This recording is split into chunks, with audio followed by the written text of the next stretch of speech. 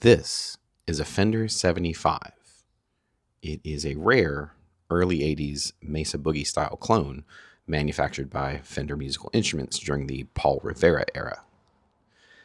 This one came to me in the year 2000 along with a Fender Bassman 212 cabinet, and it's been a loyal and faithful servant for the entire time. But a few months ago, it started to sound like this. What will this channel be? I don't know, but in the meantime, while I figure it out, I'm going to try to get this amp working again.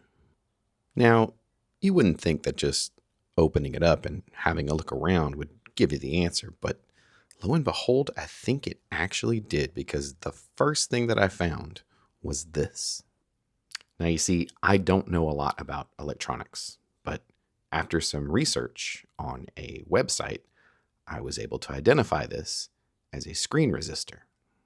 And then taking a look at the other power tube, I found a completely different resistor. And after a little more research on a website, it became apparent that this was definitely a replacement. And although it was a different resistor, it was a reasonably correct repair. But at any rate, I replaced them both. And damn it. Now, one of the more interesting things about this particular symptom is that when I turned the power off, the amp would sound fine for a second as the power faded out. And I decided I was going to try to describe that as best as I could to the website. And it was suggested that even though I may have properly and correctly replaced those resistors, that they still weren't actually making contact. And then I had to confess that I had noticed a loose terminal on one of the tube sockets. There was excitement. There were emojis. The tube sockets need to be replaced. You see, what was happening is that the tubes actually can't function at a super high voltage. They just shut off. But when I turned the power off, and as that power faded, the power would hit a sweet spot where the tubes would actually function. The Fender 75 runs hot by design, and that really does a number on the tube sockets. And I'd never considered this before, but it immediately made sense. So, taking copious notes, I replaced each tube socket one at a time, being extremely careful and making sure all power was dissipated. I took my time. I didn't take no for an answer.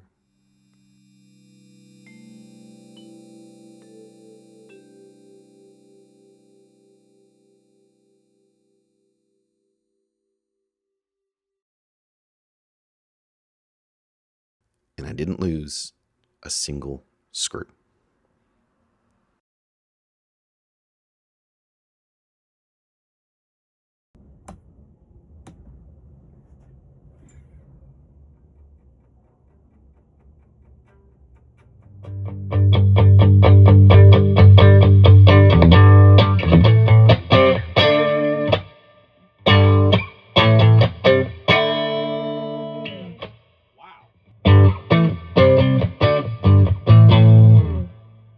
Wow.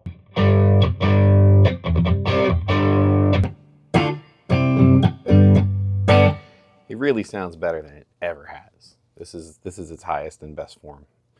But what's the moral of this story? The moral of the story for me is clearly AI and ChatGPT are highly controversial. And as far as for creating art with it and passing it off as your own, I'm firmly against that. I don't think that's really art. I don't think you're really doing art. There are some artists who use AI to create AI that leans into the AI-ness of it. And I enjoy that stuff. They're not passing it off as if it's a human-made thing. They're passing it off as if like, hey, look at this crazy thing I made with AI. Some of that's pretty interesting.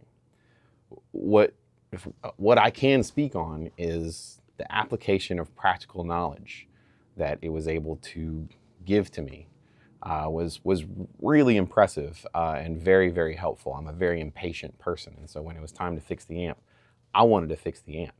But I never studied electronics. I never studied tube amp design.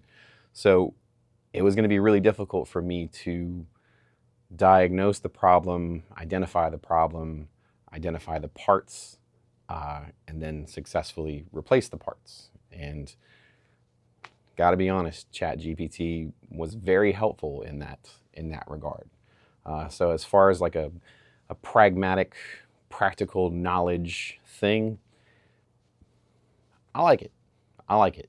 But we can all be responsible users of these things as they become more and more part of our world. Let me know your thoughts, and also throw me a like, and maybe even subscribe. If you like the vids, there's more to come, and I'll see you then.